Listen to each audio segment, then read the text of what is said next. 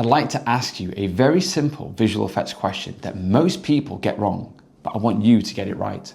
If we're filming actors inside a car, which could be in a green screen studio, could be in some kind of virtual production setup, how do you film the actual driving plates, the world outside, so that when you composite them together, it looks correct? Because we've all seen lots of shows where it just looks a bit weird, doesn't it? So how do you do it right? Now, on this very lovely residential street, I've recreated a very common camera setup where we have the camera looking straight through the car, looking at the driver. The camera height is 1.5 to 1.3 meters. Why is that? It's because that's typically the height of most cars. So not an SUV that's really tall, a normal car. This is a little bit lower than a normal car. This is my car, it's an Audi TT, an old one, that one, but I like it. Now the main question is, if we're going to go and film a background plate, let's say we want to be driving through a city, how practically do we do that? Where does that camera need to be? So typically what happens is the camera is put on the driver's side and we get sometimes too close of a view of a wall. And when we composite that together, it looks like we're going to be scraping the car against the wall, which is not what we want. So where do we put the camera? Now you may have noticed from a clip earlier in the video that there's a 360 camera on the roof of a car.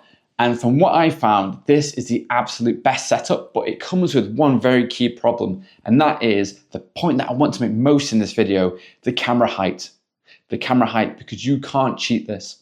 Putting a 360 camera on the roof of a car typically makes the camera too high.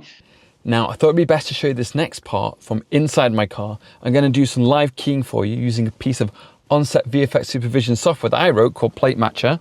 There we go, so I can see what you can see, and to prove it's live, we've got an infinite mirror going on there as well. Let's go and key out the background, and immediately, can you see a problem with this? When you look at just a plate on its own, it doesn't actually look too bad, does it? It's only when you do a live comp that you immediately realize there's a problem there. And remember, this could have been a whole wasted film day. You know, you could have gone around, high five everyone, great filming day, we've got loads of great reusable footage there, great usable footage, right? Well, maybe not. This is why I do live comp as much as possible, because it just makes everything really obvious, and I can justify why we need to make this right when we film it. Because to try and do some kind of digital warping on this, maybe you have to reproject all the cars so you're not looking down on the roofs all the time. In fact, let me just go back. So you can see I'm looking down on the sunroof of this car. Remember, I'm in a really low car here. It's an Audi TT. So why on earth am I looking down on the other cars? By the way, don't worry about my wing mirror here. It looks like there's just a straight up hole to the outside world. If you have a 360 camera, you can put the rear view in that one, can't you?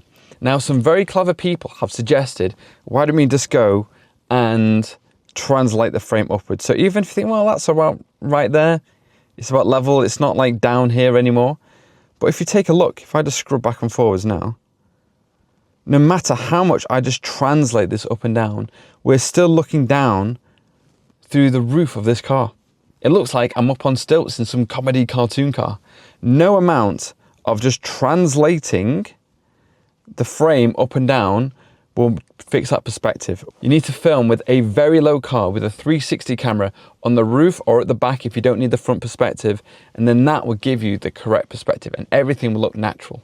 This is a classic case of how making the right decision during production saves huge amounts of time in post-production. I'll just show you this a few times. You can see it's like my car is going up on stilts here, and then I'm sinking there. All of that is camera height. That's a very good plate for you to take a look at.